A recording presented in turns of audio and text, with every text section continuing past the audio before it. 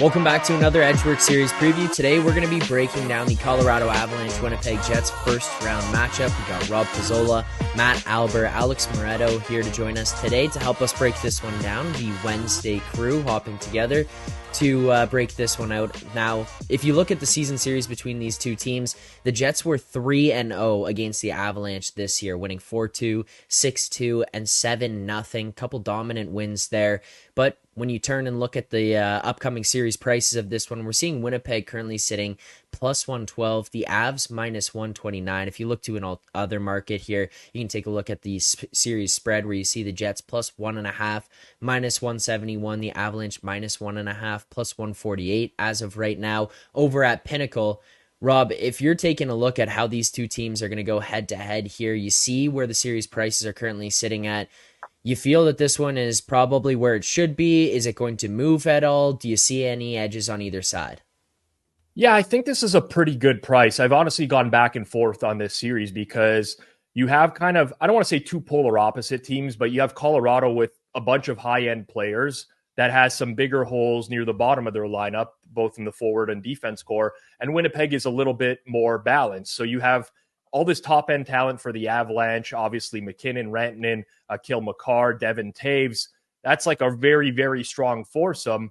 But outside of that, it's much weaker all around relative to the Winnipeg Jets. And then you have a very contrasting goaltending matchup as well with Connor Hellebuck, best goaltender in the league this year, versus Alexander Georgiev, who was not good, but post-trade deadline was actually terrible. So entering the playoffs even worse than he was for the entirety of the year. So it's really challenging when you have these types of series where you have like very contrasting styles. But, Winnipeg has home ice. I think that's very important for them because I'm really concerned about Colorado's ability to travel.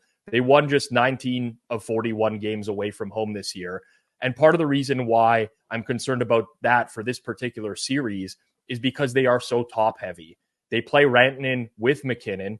Whenever they've tried to move Mikko Rantanen away from Nathan McKinnon this year, that line has been caved in terms of expected goal share. Corsi, Rantanen really has not been able to separate from McKinnon. McKinnon's driving the play.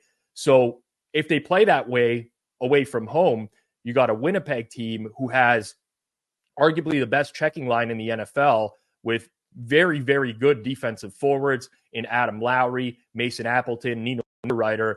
They can play that line against the McKinnon line, and then you have other solid options for Winnipeg 1 and 2 against Colorado's depth.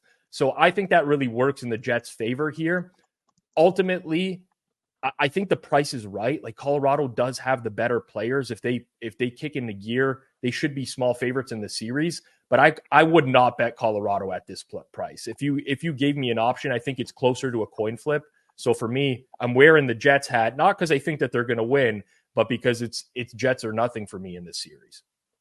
Yeah, that's kind of where I've come into this one as well, looking at it like Jets are nothing and based on price, but I think for just general thoughts, it kind of probably lean towards Avalanche. Feel that you're right, they should be favored. Alber, ahead of this one, when you saw the lines posted, was this something that made sense to you? Was this where you kind of had expected it to be off of the opening and then where it's now shaped into? Yeah, I mean, I feel very similar, right? Like, I think it's tough to kind of get to a point where you really want to back Winnipeg. At the same time, it's like, I don't know how you lay a minus 135, minus 140 with Colorado in this series. Kind of what he said, right? Like, it's a very kind of stark contrast here between all the top end talent Colorado has. Winnipeg's a lot deeper. I mean, I know there's another series that is albeit kind of similar to this one in that aspect in like Edmonton and LA that we'll talk about at some point. But like, man, I just don't know if I can bet Winnipeg here right now. This kind of may be something where it makes a little more sense maybe to go game by game. But no, I think it'll be an interesting matchup because these teams are built extremely different. And Moretto, do you see any stylistic advantages either side for how these two teams might go head to head and what might lead to an advantage for one team over the other here? When it comes to like advantages, I think Rob touched on it and it's the depth. But like you look at this matchup and it really is such a coin flip where like the Jets are so good at protecting their net. Their defense is so good in transition. They give teams a hard time entering their zone. Whereas the Avs, they excel at generating offense off the rush. They're a very good forechecking team. So this is really like strength on strength, right? Where the Avs are a great team at scoring goals and the Jets are a very good team at preventing goals. So you look at it and then you look at the star power. I mean, obviously the Avs have greater star power, but the Jets have, I mean, arguably one of the biggest stars in the series as well in Connor Hellebuck. And maybe he's what can neutralize that Avalanche's star power. And then for me, what it boils down to is just the depth where, like, I don't quite think the Avalanche are there. Like, the two forwards who led the NHL in time on ice per game this year were Rantanen, who was first, 22.54. McKinnon was second, 22.48. They were the only two forwards in the NHL who averaged over 22 minutes a game. Nichushkin was seventh among forwards. They play their top guys a lot. And I know, like, you want to play your best players as often as you can, but like, there's something to be said about preserving them as well in the regular season. And the Avalanche just did not have the depth to be able to do that. And I think that maybe in a series that's going to potentially go very far, it's going to be a war. Playing those, that amount of minutes in this intensive an atmosphere every night is going to wear on them. The Jets didn't have to play anyone over one guy over 20 minutes a night in Scheifele. That was it. But their bottom six, they only had one guy on their team who averaged under 14 minutes, whereas the Avalanche, their projected bottom six, every single guy averaged under 14 minutes a game. They just do not trust their bottom six. They can't get valuable minutes out of them. The Jets are getting very valuable minutes out of all four lines. They all know their roles. They're all effective in what they want to do. And I think ultimately that kind of is the one advantage that I can see between these two teams, where the Jets just have the ability to roll four lines and get valid contributions from all four, where the Avalanche just simply do not have that ability. All right, let's get to our best bets portion of this segment here. We'll go through best bets and then finish off with our predictions, just how we see this one playing out, who wins, how many games. So, Rob, we'll go to you first. If you're looking at the series, it kind of seems like for a lot of these, as we've done a bunch of series previews here now, it's felt like everyone has kind of looked at these prices and felt that they're pretty much where they should be. We found a couple series here and there where we've taken advantage of some of those numbers, but we're kind of in that spot right now where it's, hey, maybe marginal at this point. Is there a different way that you're going to approach this one, whether it's before the series starts or while the series is going on, that you're going to be betting on it? Yeah, absolutely. So this is not like a traditional best bet. It's more of like how I'll be playing the series. I think this is something that's actionable. So when Winnipeg is at home, they have last change. And it's very likely bonus, as I mentioned, will put the Lowry line up against McKinnon. They did that for the regular season where they had a lot of success. Now, those score lines are very misleading from the regular season. If you actually take a look at the box scores from those games, Winnipeg did not generate a lot of offense in terms of expected goals or Corsi, but Colorado's goaltending performances were terrible, which could repeat itself in the playoffs. But regardless, I think you're going to see a lot of Lowry's line on McKinnon when the games are in Winnipeg. McKinnon is always priced at 1.5 points every game because he gets so many minutes. And generally speaking, if Rantanen is on the same line, what I'd like to do is in the road games for Colorado, same game parlay, Rantanen under 1.5 points with McKinnon under 1.5 points. They're on the ice together for a lot of the game. If you really want to throw in Drouin under a half point as well, you can do so, but that's a little bit scary because he gets a little bit of time away from them every now and then as well and doesn't, his shifts aren't as long. But I think that's a really good approach. Alternatively, when the games are back in Colorado, you might want to do the exact opposite because that's when Colorado can be a little bit more creative and get their key players matched up with the Scheifele line as they tried to do in Colorado earlier this year, where I think that they have a big edge over that line. And that's the time where you same game parlay both of those players over 1.5 points. And I think you have an edge doing that. So I think the venue plays a big part in this series. If this opened up in Colorado, I'd have a different opinion on this. But based off the way this is going to shake down, that's how I'm going to approach it in a game-by-game basis. And just another, one other pure long shot bet that you can add. If you do like the Jets in the series, because the Avalanche are so top heavy, if you look at the most points in the series, all the guys at the top of the board are going to be Avalanche players. McKinnon, Rantanen, Makar, Nichushkin, If you get further down, you can get guys like Mark Scheifele to have the most points in that series over 20-1. In some cases, 25-1. You could look at a guy, that second line, Toffoli, Ehlers, Monahan. That's been absurdly good over the last month. You could get a guy like Toffoli to have the most points in the series at 50-1. So there are good long shot bets here that I think are tied to Winnipeg winning the series if you prefer the Jets in this series. So those are the ways I'm going to be looking to play this on a game by game basis and potentially with some long shots pre-series. And Moretto, you were looking into the market here, or you've been one of the people who have looked into the markets of just the straight up series prices playing in some of the other series previews that we've taken a look at before we came on here. You showed a little bit of interest on one of the sides in this one. Is that the way you're going to attack this? Is there another way you're going to be betting on this series? Yeah, I think I agree with Rob and Alber saying that I think more game to game in this series is where you'll find the most value betting. Attacking pre-series markets, there's obviously going to be some value, but I don't think there's a ton necessarily there either.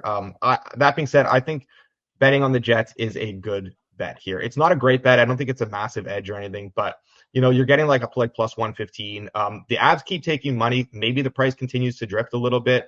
I don't think that is where it should be. I think the Jets should be around basically 50% to win the series, around plus 100. So anything above that you're getting, I think, is just a little bit of hidden value there. So that's kind of the way I would bet this pre-flop. And I want to give a guest pick here for our man So Money as well, who likes Gabe Vilardi to lead the series in goals at 13-1.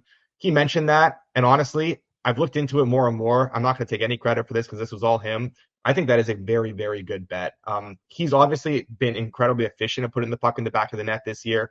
I think he's mispriced just based on the fact that he missed almost half the season, and his goal totals are still almost up there. And in terms of Jets leading scorers, and if you do think the Jets could win the series, which I think they do, I think the Jets have a pathway to scoring a lot of goals in this series as well, just based on the fact that the Avalanche struggle to suppress chances and Georgiev has not been good.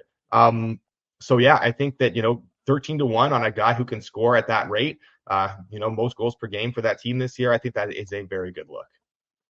And Alber, if you want to close off the best bets portion of this one. Yeah, I definitely agree with kind of Rob's take about the whole most points thing. Like kind of looking at it now, like the top four are all ads. I think as you go down that board, like the one that stands out to me is like Ehlers at 75-1 to lead the series in points there. Do definitely lean Winnipeg on like the series price to get into more main markets. Like you think this is a long series too. Like you can get it to go 7 plus 200. I don't think is terrible. And also you can get Winnipeg in 7 around 5-1, which I don't think is terrible either. I mean, I definitely lean Winnipeg here, but yeah, I don't really hate any of those looks, but I have not personally fired anything yet. Okay, there you go. A bunch of different ways to attack this one, whether it be players to lead the series, if it's game by game, if it's maybe taking a look at the series price there on the Jets. There's a lot of different angles for people, a lot of different matchup breakdowns and stylistic breakdowns that we were able to give here today. But at the end of the day, after all the information, guys, we are hockey analysts, if you want to call us that, and people expect us to put our nuts on the line and give predictions here. They want to know who's going to win and in how many games, so that when we get it wrong, they can grab the clips and post it everywhere and tell us about how much of an idiot each one of us is. Moretto, we're going to start with you. Who wins this series and in how many games? I think oftentimes, and I fall victim to it all the time as well, we think these series that are so tight, they often don't end up playing out as such. I think there is a lot of variance in this one. I do think there is a pathway to the Jets ending it quicker. I'm going to say Jets in 6. Hellebuck stands on his head in game 6, and they win at Ball Arena. And Alber, who wins and how many games? Yeah, I generally speaking, kind of these matchups, like the team with the depth over the team with less depth that's top heavy. I'm going to go Jets in 7. Rob, close off the predictions. I think this is going to be a tight series. I agree with what Alex said. In lots of people are like, this team can never win in 4, never win in 5. Don't think like that. Think probabilistically. But I do think that both of these teams are going to take care of business at home. I'll say the Jets win in 7 games. Game 7, overtime. I'm going to call my shot there. Back and forth, game 7 overtime would be a pretty electric way for this series to play out. I'm going game 7 as well. I'm going the other way, and I'm going to go the Avalanche. I feel like if the Jets let it get to 7, there's something about Nathan McKinnon in a do or die game that just sends shivers down my spine if I'm the opponent sitting in the other locker room. It doesn't matter where it is, who your goalie is. It doesn't matter how you've been playing in the series. Nathan McKinnon on the other side scares me a little bit. So I'm going to go Avalanche in 7 there. But that'll do it for this series preview. I appreciate each one of you guys taking the time to do this here. If you've enjoyed the series previews that we've done so far, make sure to hit that like button, subscribe. If you haven't seen the other ones, but you enjoyed this one, in this same playlist, you're going to get a bunch of other series previews breaking down each one of the series from the round 1 of the 2023-2024 Stanley Cup playoffs. So make sure to check those out. And most importantly, you've liked it now, you've subscribed to the channel, you should drop a comment below and let us know your thoughts on this series. Who wins? How many games? What are your best bets? What are your thoughts on how we broke this one down? We want to hear it below. So thanks so much to everyone who tuned in here. We'll see you guys in the very next Edgework series previews, predictions, and best bets.